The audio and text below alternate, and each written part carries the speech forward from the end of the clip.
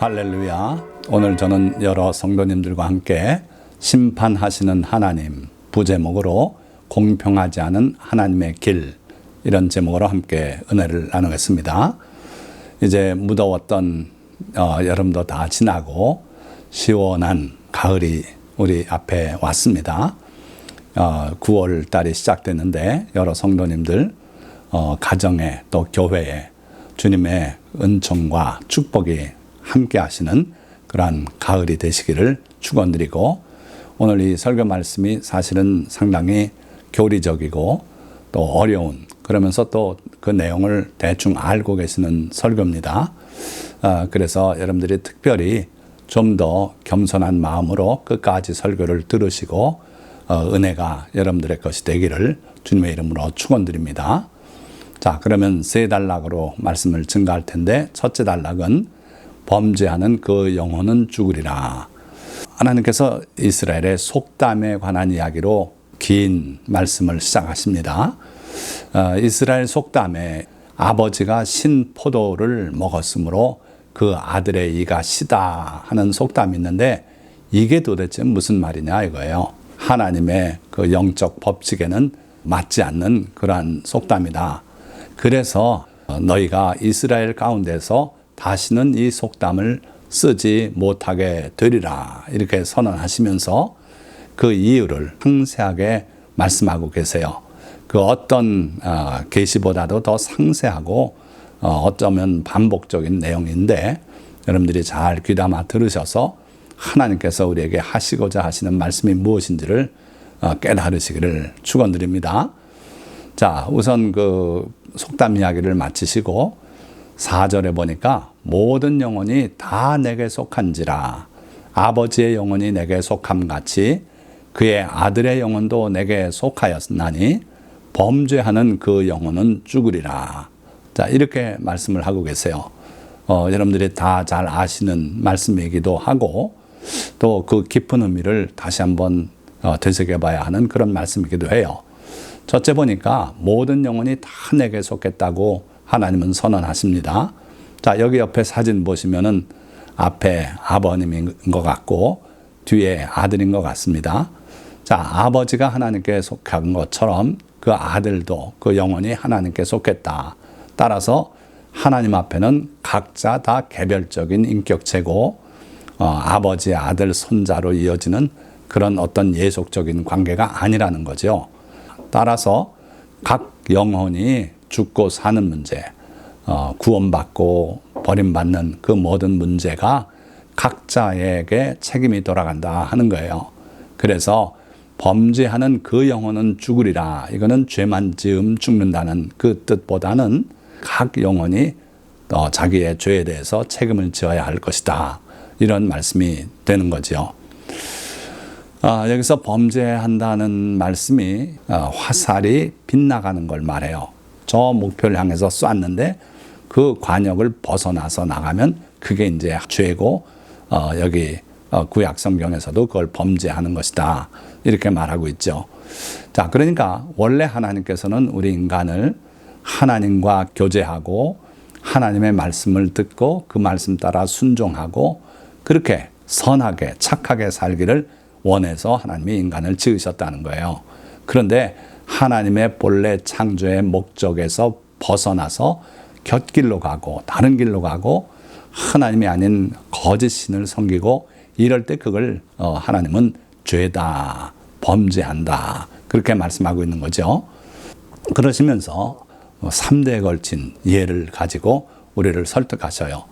5절부터 9절 말씀 보니까 사람이 만일 의로워서 정의와 공의를 따라 행하며 산 위에서 제물을 먹지 아니하며 이스라엘 족속의 우상에게 눈을 들지 아니하며 사람을 학대하지 아니하며 줄인 자에게 음식을 주며 벗은 자에게 옷을 입히며 별일을 위하여 구워주지 아니하며 내 율례를 따르며 내 규례를 지켜 진실하게 행할진대 그는 의인이니 반드시 살리라. 주 여호와의 말씀이니라. 자, 어떤 한 인물을 가정을 해서 그 사람이 의로워서 이렇게 산다는 거예요. 첫째는 하나님이 기뻐하시는 정의와 공의를 따라 행하는데 그 구체적인 내용이 첫째는 산 위에서 제물을 먹지 않는다 그랬어요. 자, 하나님께서는 이스라엘 백성 가운데 예루살렘에 하나님의 이름을 두시기 위해서 그 예루살렘을 택하시고 거기에 성전을 짓게 허락하셨어요. 그래서 아무 데서나 하나님 예배하지 말고 하나님의 이름이 있는 그 예루살렘, 그 하나님의 성전에 와서 예물을 드리고 그렇게 하나님을 섬기라는 거죠. 그런데 멸망할 때까지 변치 않고 그들의 산마다, 아주 명산마다 다 산당이 있었고요. 그 산당에서 여호와의 이름으로 예배를 드리기도 하지만 다른 신을 겸해서 섬기는 산당이 많았고 또 심지어 일부는 아예 하나님의 이름은 없고 이방 신의 이름을 두고서 거기서 예배를 드리고 그랬어요. 그러니까 산 위에서 제물을 먹지 아니한다 하는 것은 다른 신을 섬기지 않는다는 거예요. 하나님을 믿으면서도 다른 신을 곁으로 섬기는 그런 행위는 하나님이 결코 용납하지 못하신다는 거예요. 그러고 심지어 우상에게 눈을 드는, 다시 말하면 그 우상이, 불상이 또는 어떤 우상이 우리에게 복을 준다고 믿고 그걸 의지하는 그런 마음이 있으면은 결코 하나님의 백성이라고 할 수 없어요. 그러고요, 그 종교적인 것을 떠나서 또 이웃 간의 관계에서 사람을 학대하지 아니해야 돼요. 자기 밑에 사람들을 갑질을 하고 억울하게 하고 이거는 하나님의 백성이 할 일이 아니라는 거예요. 그리고 자기는 잘 먹고 입에 안 맞는다고 음식을 내버리고 하면서도 줄인 자에게 음식을 주기를 꺼려하고 가까이 못 오게 하고 그런 사람들이 있어요. 그건 또 하나님의 백성이 할 짓이 아니다. 또 헐벗은 자에게 옷을 입혀야 되는데 모른 척해요. 그리고 그 가난한 사람들을 어렵게 사는데도 그들에게 이자를, 고리를 받고 구워주고 이런 것도 결코 하나님의 백성이 할 일이 못 되는 거죠. 오늘날도 예수 그리스도를 믿노라 하면서도 성도라 하면서도 이러한 일들을 자행하는 분들이 많다는 거예요. 우리가 하나님의 뜻을 몰라서 그래요. 하나님의 뜻은요, 구약의 율법으로 자세히 나와 있어요. 그래서 예수님께서도 거지 나사로의 비유를 드실 때 결국은 그 부자가 지옥에서 간절히 구하는 요청을 거절하실 때 뭐라 그러셨냐면 이미 이 세상에는 모세와 선지자들이 있다 그랬어요. 그들에게 들으면 이 지옥에 오지 않게 된다는 거죠. 그만큼 하나님의 계명, 하나님의 율법 말씀들은 소중해요. 그걸로 반드시 천국 가는 거 아닙니다. 예수 그리스도의 보혈을 믿고 예수님의 그 은총 안에서 구원받아 천국 가요. 그러나 구원받은 성도는 그 하나님의 계명을 따라 사는 것이 필요하다는 거예요. 그래서 하나님께서는 이 의인을 누구라고 말씀했습니까? 종합적으로 얘기할 때 9절 내 율례를 따르며 내 규례를 지켜 진실하게 행할진대 그가 의인이라는 거예요. 그런 사람은 반드시 산다는 거예요. 자, 여기서 죽고 사는 이야기가 자꾸 나오는데 이제 뒤에도 나오고요. 그 뭘 의미합니까? 우리가 이 세상을 떠나서 구원받아 천국 가서 영생하는 거 사는 거예요. 물론 맞는 말이에요. 그러나 오늘 이 말씀은요, 거기에다가 플러스 이 땅에서 실제로 우리의 삶에서 살다가 재앙으로 죽고 뜻하지 않은 사고로 죽고 질병으로 죽고 이렇게 되는 일이 없을 거라는 거예요. 하나님의 백성이고 의롭게 살면 장수하고 건강을 누리고 그러다 하나님이 오라 하실 때 들림받아 천국으로 갈 거라는 거예요. 그런 복이 누구에게 있다고요? 의인에게 있다는 거예요. 자, 그 다음에 한 사람이 그렇게 살아서 의인인데 그래서 생명을 누리게 되는데 가령 그가 아들을 낳았다 하자. 그 다음 세대예요. 그 아들이 이 모든 선은 하나도 행하지 아니하고 그 아버지는 하나님을 믿고 하나님의 뜻대로 그렇게 선하게 살고 해서 삶을 누렸는데 그 아들이 태어났어요. 아들은 아버지가 이룬 재산을 누리면서 자기 손으로 일구지도 않은 것을 떵떵거리고 누리고 살면서 선을 행할 줄 몰라요. 이 죄악 중에 하나를 범하여 강포하거나 살인하거나 산 위에서 재물을 먹거나 이웃의 아내를 더럽히거나 음행한다는 거예요. 가난하고 궁핍한 자를 학대하거나 강탈하거나 우상에게 눈을 들거나 가증한 일을 행하거나 별일을 위하여 꾸어주거나 이자를 받거나 할진대 그가 살겠느냐? 결코 살지 못하리니. 자, 아버지와 전혀 다른 삶을 사는데 이게 다 하나님께서 볼 때 악한 일이고 죄된 일이에요. 그렇게 살고 있는 아들이 있어요. 그럴 때 그 아들이 살겠느냐? 끝까지 행복한 삶을 누리겠느냐? 그렇지 못하겠다는 거예요. 어느 날 친구들과 같이 술 먹고 운전하다 그냥 사고를 내고 세상을 떠날 수 있다는 거예요. 결코 살지 못한다. 천국 가서 천국 문 앞에서 못 들어가고 쫓겨나고 지옥으로 들어갈 수 있다는 거예요. 그래서요, 아버지는 의인이라 살았는데 그 아들은 아버지가 아무리 의인이라도 이렇게 사니까 구원에 이르지 못할 것이다 하는 것이에요. 그리고 이 세상에서도 행복한 삶을 살 수 없다는 겁니다. 자, 그 다음 대로 또 한 번 더 내려가요. 하나님이 이렇게 철저하게 3대에 걸쳐서 말씀을 하는데 또 가령 그가 아들을 낳았다 하자. 이 악인인 사람이 아들을 낳았어요. 그 아들이 그 아버지가 행한 모든 죄를 보고 두려워하여 그대로 행하지 아니하고 이제 이 3대째 손자지요. 그 사람이 자기 아버지의 비참한 말로를 보고 두려워해서 아버지처럼 살지 않고 산 위에서 재물을 먹지도 아니하며 이스라엘 족속의 우상에게 눈을 들지도 아니하며 이웃의 아내를 더럽히지도 아니하며 줄인 자에게 음식을 주며 벗은 자에게 옷을 입히며 내 규례를 지키며 내 율례를 행할진대 이 사람은 그의 아버지의 죄악으로 죽지 아니하고 반드시 살겠고. 자, 아버지는 그런 악한 사람이고 하나님의 치심을 받아 죽어버렸지만 이 아들까지 죽진 않는다는 거예요. 이 아들은 바로 살고 있기 때문에 하나님께서 그를 반드시 살게 하시겠다는 거예요. 그의 아버지는 심히 포악하여 그 동족을 강탈하고 백성들 중에서 선을 행하지 아니하였으므로 그는 그의 죄악으로 죽으리라. 그런데 너희는 이르기를 아들이 어찌 아버지의 죄를 담당하지 아니하겠느냐 하는도다. 자, 아까 속담으로 돌아가서요. 이스라엘 사람들이 그때는 그렇게 생각했어요. 아버지가 끔찍한 죄인이면 그 아들까지 그 아버지의 죄를 담당할 것이다. 그런데 하나님께서는 아니다는 거예요.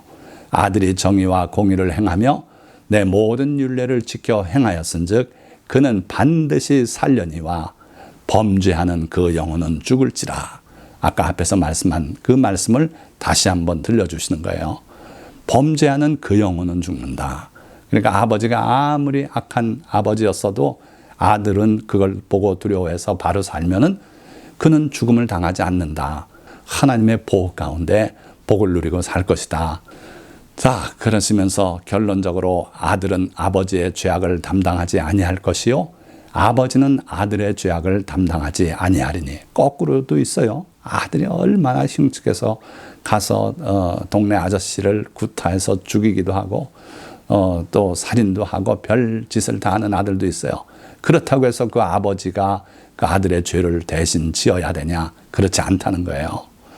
의인의 공의도 자기에게로 돌아가고 악인의 악도 자기에게로 돌아가리라. 자, 이게 바로 하나님께는 연자제가 없다는 거예요. 여러분들 연자제에 대해서 들어보셨습니까? 1981년에 완전히 국가적으로 폐지됐습니다마는 이거 폐지하자고 많이들 얘기가 있었어요. 사실은요, 1894년 가보개혁 때 조선시대 연자제가 폐지됐어요. 그러나 불행하게도 우리가 6.25를 겪으면서 공산 치하에 있으면서 부역을 했던 많은 사람들이 있어요. 그래서 그 사람들을 또 공산주의 사상이 있어서 나라에 해가 될지도 모른다는 생각에 연좌제가 시행됐어요. 그래서 어디든지 취직하려면 이 사람의 아버지가 뭐 부역을 한 적이 있느냐 뭐 이런 거 일가 친척까지도 본다 그래요. 그런 게 있었어요. 그래서 은근히 부담돼요. 나는 모르는데 내 아저씨가 혹시 부역하지 않았나. 그래가지고 그게 다 통과돼야만 공무원도 되고 그런 시대가 있었어요. 그래서 우리나라는 1981년에 이 연좌제가 폐지되었는데 하나님의 법은요 3000년 전에 주신 율법에도 이미 이 연좌제가 안 된다고 하나님은 그렇게 말씀하시고 계세요. 그러니까 우리 하나님의 법들은 참 공의로운 그런 법들이에요. 그래서 오늘날 실행하고 있는 그런 망명제도라든지 또 종의 해방이라든지 이게 벌써 3,000년 전에 모세를 통해서 하나님께서 이스라엘 백성에게 주셨더라 하는 거예요. 자, 두 번째 단락은 죄인이나 악인이 회개하면 어떻게 될 것인가, 또는 반대로 의인이 타락하면 어떻게 될 것인가 하는 문제예요. 자, 18장 21절에서 22절 말씀 보면, 그러나 악인이 만일 그가 행한 모든 죄에서 돌이켜 떠난대요. 한 사람이 자기 생에 살아가다가 그동안에 끔찍한 악인으로 죄인으로 살았는데 무언 깨달음을 얻었는지 그 죄에서 그 악에서 돌이키고 떠난대요. 그러고 내 모든 율례를 지키고 정의와 공의를 행하면 반드시 살고 죽지 아니할 것이라. 하나님의 율례를 지키고 그리고 정의와 공의를 행하고 그렇게 살면 반드시 살고 죽지 아니할 것이라. 그 범죄한 것이 하나도 기억됨이 되지 아니하리니 그가 행한 공의로 살리라. 이게 하나님의 법이에요. 첫 번째 법은요, 각자가 책임이 있다는 것이고, 두 번째 원칙은요, 사람이 악한 길을 살아왔어도 돌이켜서 바로 살면 이전 것은 기억이 되지 않고 그가 이후에 사는 그 삶으로 그 사람은 공의로운 사람으로 인정받고 산다는 거예요. 야, 이게 말이 됩니까? 그런데 우리가 살고 있는 이 현실에도 그런 예들이 있어요. 예를 들어서 요거는 미국의 CNN이 제작한 다큐멘터리인가 본데요. 김동식이라고 하는 북한 간첩이 전향을 했어요. 근데 이분은요, 어떤 일을 하기 위해서 왔냐면 전문 킬러로서 훈련받고 왔어요. 사람을 죽이려고 훈련받고 그렇게 돼서 왔어요. 그런 그 사람이 자수하고 전향을 했어요. 생각을 고쳐먹고 내가 이렇게 살아서는 안 되지. 그럴 때 국가는 뭘 합니까? 그 사람이 그동안에 혹시라도 저지른 불법 행위가 있나 따지고 해서 형을 살고 나서, 그러고 나서 형기를 마친 다음에 시민권을 주고 그렇게 합니까? 아닙니다. 그 순간 그 사람은 지나간 모든 것들을 따지지 않고요. 그리고 국가를 위해서 봉사할 수 있는 그런 기회를 주는 거예요. 자, 그러니까요, 하나님의 법은 그거라 이거예요. 그래서 아무리 악한 사람이라도 회개하고 돌이켜서 바로 살면 이전 것은 기억도 하지 않겠다 그랬어요.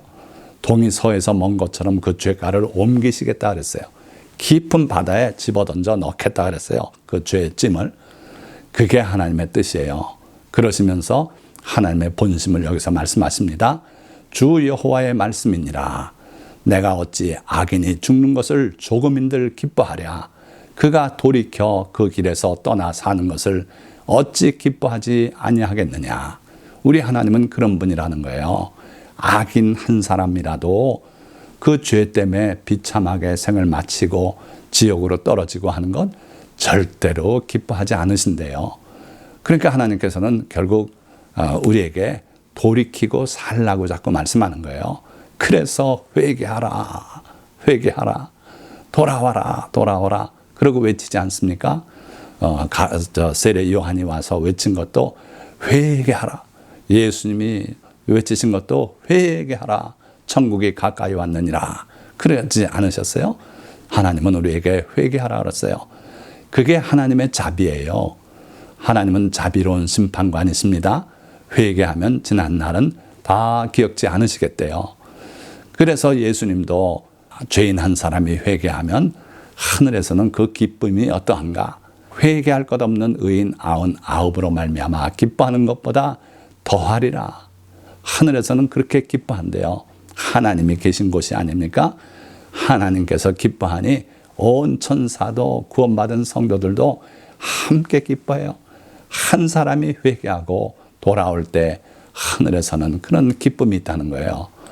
그렇습니다. 예수님 가르치신 그 비유, 탕자 비유도 보면 그 집 나간 둘째 아들이 깨닫고 회개하고 돌아올 때 그 아버지는 아직도 거리가 먼데 그 아들을 알아보고 달려나가서 끌어안고 죽었던 내 아들이 돌아왔다고 그렇게 기뻐하면서 큰 잔치를 베풀지 않습니까? 바로 그거예요. 우리 하나님은요, 회개하길 원하세요. 회개하면 지난날의 모든 죄를 기억도 안 하신대요. 그런데 우리 성도들 가운데 보면은 회개를 열심히 합니다. 반복적으로 합니다. 지난날에 자기가 지었던 죄를 자기는 다 기억하면서 날마다 눈물을 흘리고 회개하는 분들이 있어요. 그런데 하나님은 그렇지 않으세요. 그가 회개하고 바로 살면 지난날의 모든 죄를 기억도 하지 않는다 그랬고, 그 죄가 그 사람을 넘어뜨리지 못한다 하고 분명히 약속하고 계세요. 자, 의인이 돌이키면 어떨까요?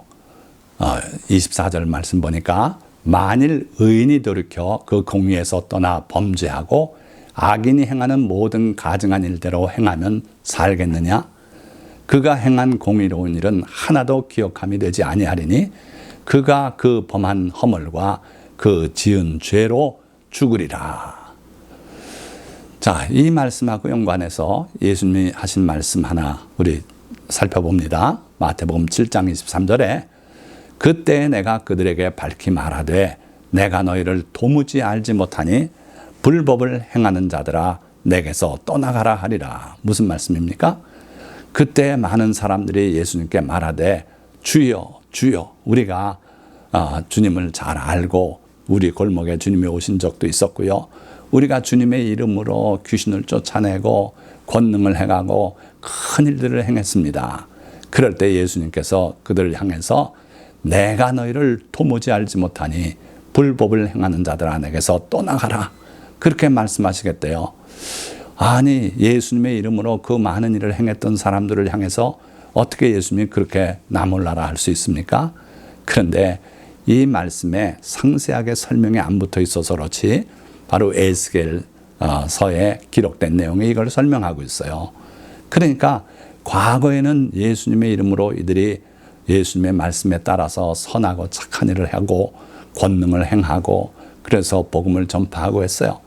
그런데 언제부턴가 이들이 타락해서요, 예수 그리스도 말고도 다른 이름으로도 구원받는다고 하고 무당과도 같이 행사를 하고 그렇게 하나님이 기뻐하지 않는 일을 하고 나중에는 결국 더 나가서 자기가 왕이 돼서 그렇게 하나님의 뜻에 어그러진 일을 하고 그럴 때 결국 예수님이 오시면은 그들을 도무지 알지 못한다고, 과거에 했던 선한 일, 그들의 의로운 행위들은 다 이젠 기억이 안 된대요. 그래서 여러분들, 우리가 끝까지 바로 가야 돼요. 예수님을 믿노라 하다 그 다음에 도중에 타락하면은 그 이후의 형편이 이전만도 더 못할 거예요. 25절, 그런데 너희는 이르기를 주의 길이 공평하지 아니하다 하는도다. 어떻게 그렇게 지나간 공적을 다 기억도 안 하시겠다는 말씀입니까? 그건 좀 너무하지 않습니까? 그런 얘기예요. 그런데 주님은 단호하게 말씀합니다. 이스라엘 족속아 들을지어다. 내 길이 어찌 공평하지 아니하냐? 너희 길이 공평하지 아니한 것이 아니냐? 주님은 단호하게 하나님의 길은 공평한 길이다. 죄인도 회개하면 과거를 묻지 아니하시고 의인도 타락하면 과거의 공적은 기억되지 않는 것이다. 공평한 것이다. 다만 이 길이 너희를 위한 길이다. 너희가 의인일지라도 타락하면 다시 회개하면 또 그 죄를 하나님이 묻지 않으시겠으니 사실 너희를 위한 길이라는 거예요. 그래서 하나님의 길은 공평하고 또한 자비로운 길이다. 자, 마지막 세 번째 단락 짧게 말씀드립니다. 그러므로 돌이키라. 죄에서 떠나라. 회개를 권하시는 하나님의 음성입니다. 너는 그들에게 말하라. 주 여호와의 말씀이니라. 나의 삶을 두고 맹세하노니 나는 악인이 죽는 것을 기뻐하지 아니하고 악인이 그의 길에서 돌이켜 떠나 사는 것을 기뻐하노라. 이스라엘 족속아 돌이키고 돌이키라. 너희 악한 길에서 떠나라. 어찌 죽고자 하느냐 하셨다 하라. 자, 우리 하나님은요, 우리에게 회개를 명하시는데 그 회개를 명하시는 그 하나님의 저 속에 있는 것은 우리를 향한 사랑이고 긍휼이고 자비예요. 그래서 우리 하나님은요, 악인 한 사람이라도 죽는 것 기뻐하지 않는다. 그가 그의 악한 길에서 돌이켜 떠나 사는 것을 기뻐하노라. 이 말이 얼마나 진실된 말씀인지 나의 삶을 두고 맹세한다고 그렇게 말씀하고 이 말씀을 하셨어요. 그러시고 이스라엘 족속아 돌이키라. 너 약한 길에서 떠나라. 이대로 가면 너희가 죽을 수밖에 없는데 어찌 죽고자 하느냐. 우리 모두 이 말씀에 귀를 기울이고 주님 앞에 또 회개하고 돌이키고 다시 한번 우리 자세를 돌아보고 그러고 바로 서는 여러 성도님들이 되시기를 주님의 이름으로 축원드립니다. 자, 이사야 55장 7절 말씀도 똑같은 말씀을 하고 있어요. 악인은 그의 길을, 불의한 자는 그의 생각을 버리고 여호와께로 돌아오라. 그리하면 그가 긍휼히 여기시리라. 우리 하나님께로 돌아오라. 그가 너그럽게 용서하시리라. 자, 여기에 하나님의 자비가 있지 않습니까? 요한일서 4장 10절도 이렇게 말씀하고 있어요. 사랑은 여기 있으니 우리가 하나님을 사랑한 것이 아니요 하나님이 우리를 사랑하사 우리 죄를 속하기 위하여 화목제물로 그 아들을 보내셨습니다. 자, 우리 하나님은 죄인 한 사람도 죽기를 원하지 않는다 그러셨어요. 그러나 그 안타까운 마음만 가지고 계신 것이 아니고 구원의 길을 열어주셨어요. 그래서 온 인류가 죄 가운데 죽는 사람이 없도록 그들이 회개하고 예수 그리스도의 보혈을 믿고 십자가를 바라보면 구원 얻을 수 있도록 그 길을 완성해 주셨어요. 그래서 예수님께서 마지막 날 겟세마네 동산에서 간절히 그 땀이 피가 되도록 기도하지 않으셨습니까?